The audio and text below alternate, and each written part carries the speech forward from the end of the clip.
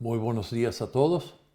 Es un gozo poder estar con ustedes nuevamente para compartir esta última enseñanza de los nombres de Jehová que encontramos en el Antiguo Testamento. Esta mañana quisiera ver con ustedes el nombre Jehová Samá. Jehová está allí. La encontramos en el libro de Ezequiel, el último capítulo de Ezequiel, capítulo 48, versículo 35, la última parte. Encontramos estas palabras: y el nombre de la ciudad desde aquel día será Jehová Samá. Y Jehová Samá significa Jehová está allí. Para entender esto, necesitamos entender la condición en la cual se encuentra Ezequiel y la nación de Israel.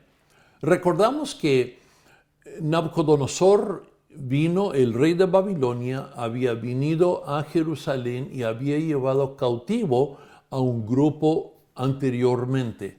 Él vino por segunda vez en el año 597 a.C. y él llevó unos 10,000 personas cautivos. Entre estos 10,000 estuvo Ezequiel. Unos 5 años después de haber sido llevado cautivo, Dios vino y le llamó a Ezequiel para ser su profeta, para compartir el mensaje de Jehová al pueblo de Israel, quienes estuvieron exiliados, cautivos en la tierra ajena, la tierra de Babilonia.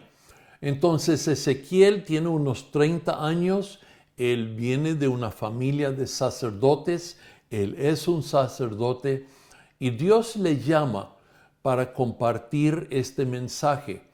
Al inicio de la profecía de Ezequiel, en capítulos 9, 10 y 11 del libro de Ezequiel, encontramos Ezequiel profetizando a los cautivos, estas 10,000 personas, que el castigo todavía no está terminada, que la disciplina de Dios debido al pecado de la nación todavía sería más severo, que Dios permitiría no solamente que las personas sean llevadas cautivos, pero vendría el día cuando el rey Nabucodonosor volvería a Jerusalén y destruiría el templo y todas las casas hermosas que estuvieron allí.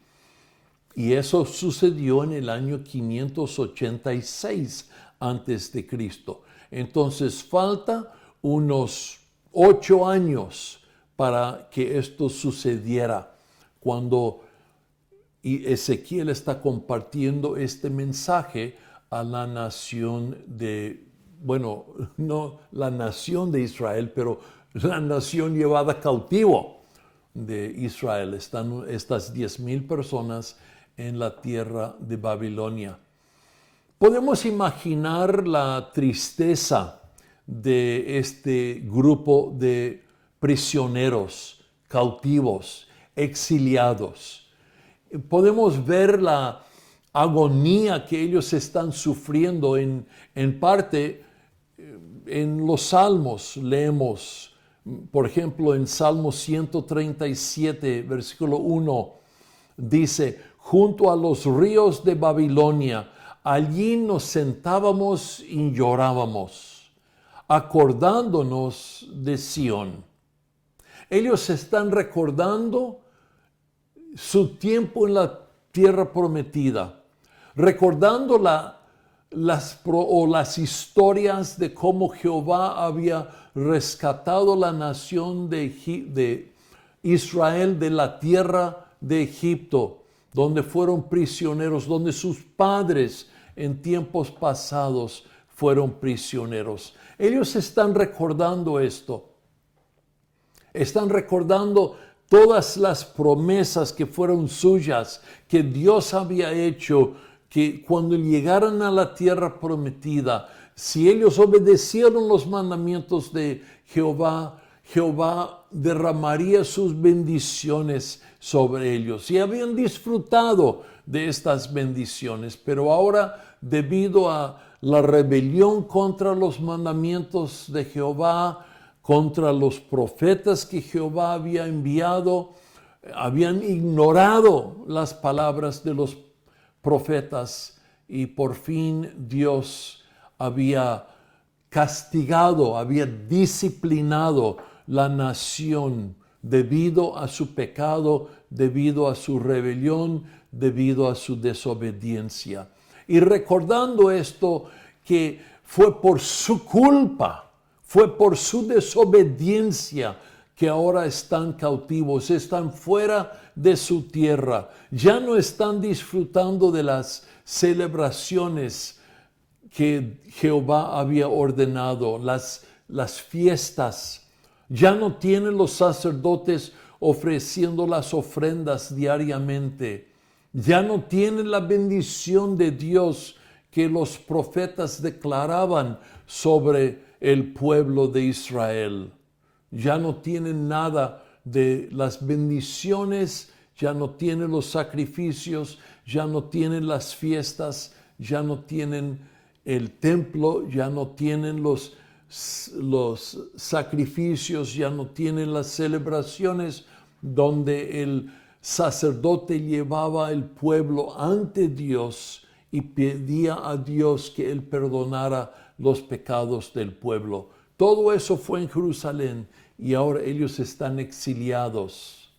Vemos parte de la tristeza, como les mencioné en Salmo 137, pero a la continuación, llegando a versículo 4, leemos: ¿Cómo cantaremos cántico de Jehová en tierra de extraños?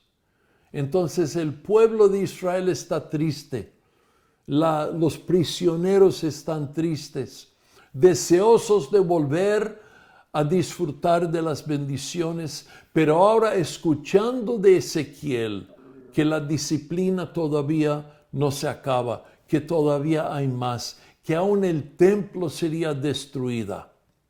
Pero luego Ezequiel, por medio de la palabra de Jehová, él trae un mensaje de esperanza, que aunque la gloria, la presencia divina había dejado el templo, llegaría el día cuando esa presencia divina volvería. Acordamos que esa presencia divina moraba en el lugar santísimo, en el templo. Entre las alas de los querubines, Jehová había dicho que su presencia moraría allí. El sumo sacerdote entraba solamente una vez al año en el lugar santísimo para ofrecer un sacrificio, para quemar incienso. Entraba solamente en la presencia de Jehová una vez al año en el día de propiciación.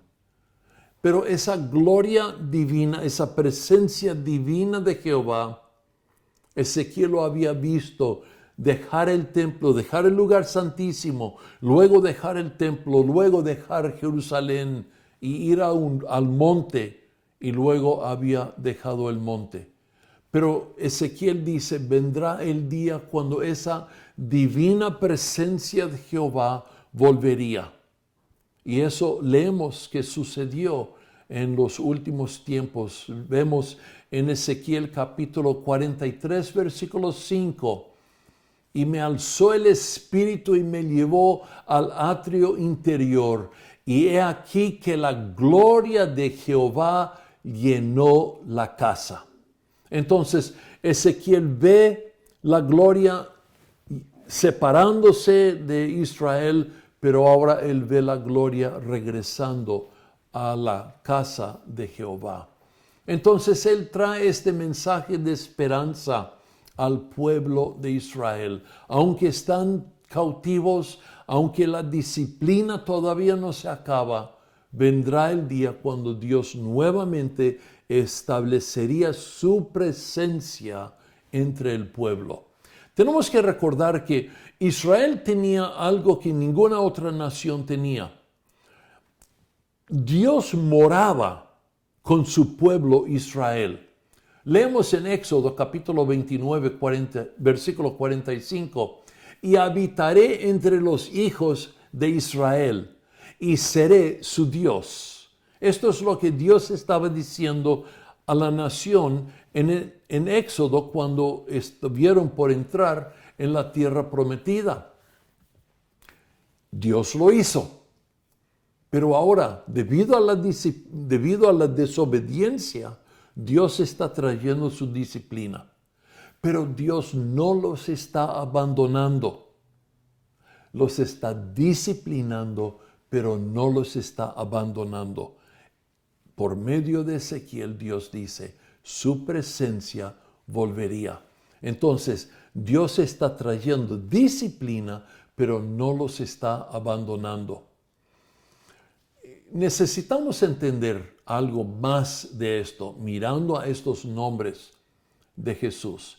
En conclusión, quiero traer todos estos nombres juntos y quiero mostrarles cómo todo esto fue cumplido en la persona de Jesús cuando Él caminó las calles de Jerusalén. Creo que es importante porque en Juan capítulo 17, Jesús dice, he manifestado tu nombre a los hombres que del mundo me diste. Jesús está diciendo al Padre, yo les he mostrado, no en palabras, pero he mostrado con acciones, con ejemplos vivos, les he mostrado quién tú eres. Es lo que Jesús está diciendo. Vemos también en el libro de Hebreos, los primeros versículos de Hebreos. El autor abre el libro diciendo que en tiempos anteriores Dios nos habló por medio de profetas, mas ahora Dios nos ha hablado por medio de su Hijo. Dios envió a Jesús a este mundo para mostrarnos quién es Dios Padre, mostrándonos por ejemplos, no solamente con palabras como en el Antiguo Testamento. Entonces, lo que quiero hacer ahora es tomar cada nombre en secuencia que los hemos visto y quiero mostrarles del Nuevo Testamento cómo este nombre, esta característica del Padre fue mostrada o demostrada en la persona de Jesús. Comenzando con el nombre Elohim, que vimos es Dios el creador de todo. Leemos en Juan capítulo 1, versículo 3, todas las cosas por Él, siendo Jesús, fueron hechas, y sin Él nada de lo que ha sido hecho fue hecho. Es decir, Jesús estuvo en la creación con el Padre, haciendo la obra del Padre. Jehová, el Dios quien es de eternidad hasta eternidad y es todo en todo. Jesús dijo en Juan capítulo 8, versículo 58, de cierto os digo, antes que Abraham fuese, yo soy. Es decir, Jesús está tomando este nombre sagrado de Jehová y Él lo está usando para sí mismo, diciendo, yo soy el quien estuvo, quien es y quien será. El Shaddai, Dios Todopoderoso. En Juan capítulo 10, versículos 17 y 18, Jesús dijo, por eso me ama el Padre, porque yo pongo mi vida para volverla a tomar. Mire, cuando Jesús levantó a Lázaro de los muertos, fue por medio del poder de Jesús que Lázaro fue levantada de los muertos. No fue por algo que Lázaro hizo. Pero cuando Jesús da su vida, Él dice, yo vuelvo a tomarlo. Es decir, la muerte no tiene poder sobre Jesús. ¿Por qué? Porque Él es Dios. Él va a comprobar, va a demostrar su poder, que Él es divino, que Él es Dios, porque después de morir, Él va a tomar nuevamente su vida. Y Él hizo eso cuando Él resucitó de los muertos al tercer día. El nombre Adonai, el Señor, el amo, el dueño. Jesús dijo en Lucas capítulo 6, versículo 46, ¿por qué me llamáis Señor, Señor, y no hacéis lo que yo digo? Es decir, Jesús está preguntando, si soy Señor, ¿por qué no me obedeces? Él es Señor, Él merece nuestra obediencia. Adonai. Jehová Jireh, el otro nombre que vimos, el nombre, ahora los nombres complejos, que Jehová y un sufijo. Jehová Jireh, Jehová quien ve nuestra necesidad y suple esa necesidad. Recordamos que Jesús hizo eso. Vemos un ejemplo en Lucas capítulo 12, versículo 27 y 28. Jesús dice, considerad los lirios, cómo crecen, no trabajan ni hilan, mas yo os digo que ni aun Salomón con toda su gloria se vistió como uno de ellos. Y si así viste Dios la hierba que hoy es y mañana es echada en el horno, cuanto más a vosotros, hombres de poca fe. Es decir, Dios ve la necesidad y Él suple esa necesidad. Y Jesús cumplió eso cuando Él vio la necesidad de la viuda llevando su único hijo muerto. Él para el funeral y Él levanta el hijo de los muertos. Él ve la necesidad de pagar impuestos y Él dice a Pedro que vaya, que toma un pez del mar y que saca la moneda de la boca del pez y que con eso Él pagara los impuestos. Él ve la necesidad de María y Marta cuando su hermano Lázaro había muerto y Jesús levanta a Lázaro de los muertos. Jesús vio el hambre del pueblo, de los 5,000 personas que habían, o 5,000 hombres, más mujeres y niños, que le habían seguido por 3 días. Y Jesús dice, tienen hambre y se les envió sin comer, van a desmayar en el camino. Y sin que le pidieran comida, Él multiplicó los panes y suplió la necesidad de la gente. Él ve la necesidad y suple esa necesidad. Jehová Rofe, Jehová quien sana todas nuestras dolencias. Vemos en Mateo capítulo 8, versículos 16 y 17, leemos lo siguiente. Y cuando llegó la noche, trajeron a él muchos endemoniados, y con la palabra echó fuera a los demonios, y sanó a todos los enfermos, para que se cumpliese lo dicho por el profeta Isaías cuando dijo, él mismo tomó nuestras enfermedades y llevó nuestras dolencias. No encontramos ni un solo enfermo llegando a Jesús sin que Jesús le sanó. Él sanó todos los enfermos. Vemos también Jehová Nisi, el siguiente nombre, Jehová quien nos da victoria. En 1 Corintios capítulo 15, versículo 57, leemos, mas gracias sean dadas a Dios que nos da la victoria por medio de nuestro Señor Jesucristo. Es Jesucristo quien nos lleva de victoria a victoria. Y hay más versículos, pero no tenemos tiempo para ver todos. Jehová Makadeshen, Jehová quien nos santifica. Encontramos en 1 Corintios capítulo 1, versículo 2, donde el apóstol Pablo, escribiendo a la iglesia en Corinto, dice, a la iglesia de Dios que está en Corinto, a los santificados en Cristo Jesús. Es Cristo Jesús quien nos santifica. Jehová Makadeshen, Jehová quien nos santifica. Eso fue cumplida en la persona de Jesús. Jehová Shalom, Jehová es paz. Jesús dijo, la paz os dejo, mi paz os doy. Juan capítulo 14, versículo 27. Jesús es nuestra paz. Encontramos también en Romanos 5:1, justificados pues por la fe, tenemos paz para con Dios por medio de nuestro Señor Jesucristo. Jehová Sidkenu, Jehová justicia nuestra. Encontramos en 1 Corintios capítulo 6, versículo 11. Y estos erais algunos más, habéis sido lavados y habéis sido santificados y habéis sido justificados en el nombre del Señor Jesús. Jehová justicia nuestra, Jehová Tzidkenu, cumplida en la persona de Jesús. Jehová Ra, lo vimos en nuestra última enseñanza. Jehová es mi pastor.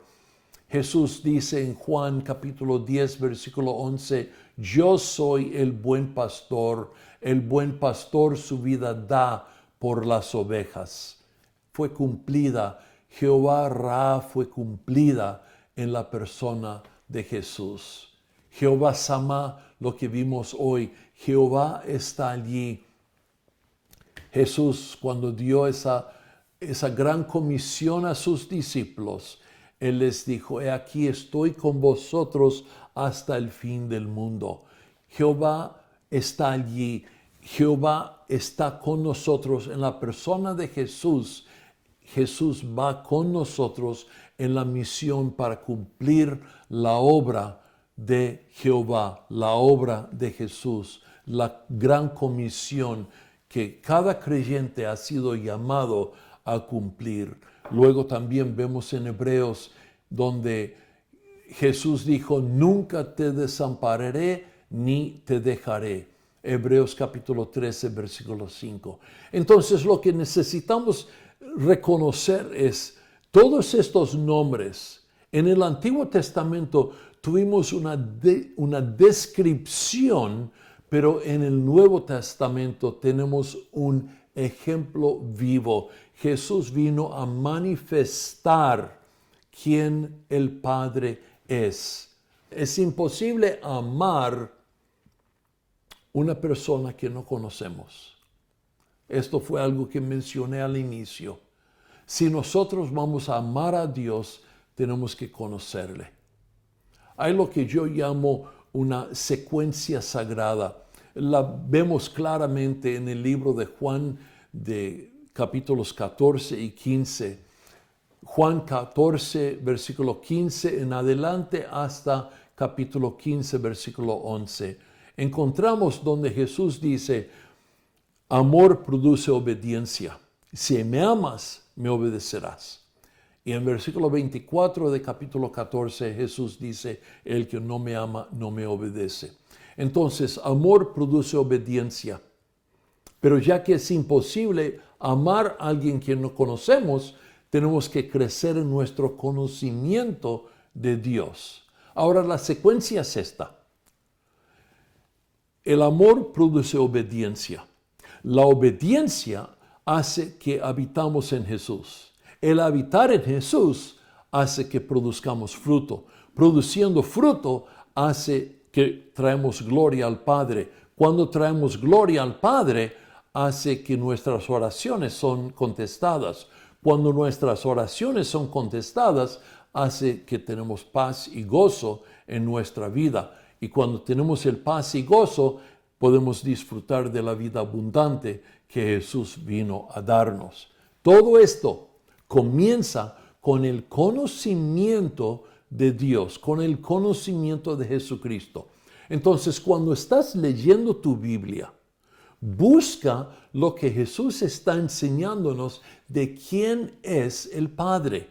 ¿Quién es Jesús? ¿Qué hace Jesús? ¿Qué nos está mostrando Jesús cuando Él da estos ejemplos, cuando Él da estas enseñanzas? ¿Qué nos está enseñando esto de quién Dios es? ¿Por qué? Para que podamos amarle. ¿Por qué es necesario amarle? Para que podamos obedecer. Y toda esa secuencia hasta la vida abundante. Quisiera concluir esta enseñanza, esta serie, con las palabras del apóstol Pedro. En su última carta, sus últimas palabras, 2 de Pedro, capítulo 3, versículo 18, Pedro escribió lo siguiente. Antes bien, Creced en la gracia y el conocimiento de nuestro Señor y Salvador Jesucristo. A Él sea la gloria, ahora y hasta el día de la eternidad. Amén. Que Dios te bendiga.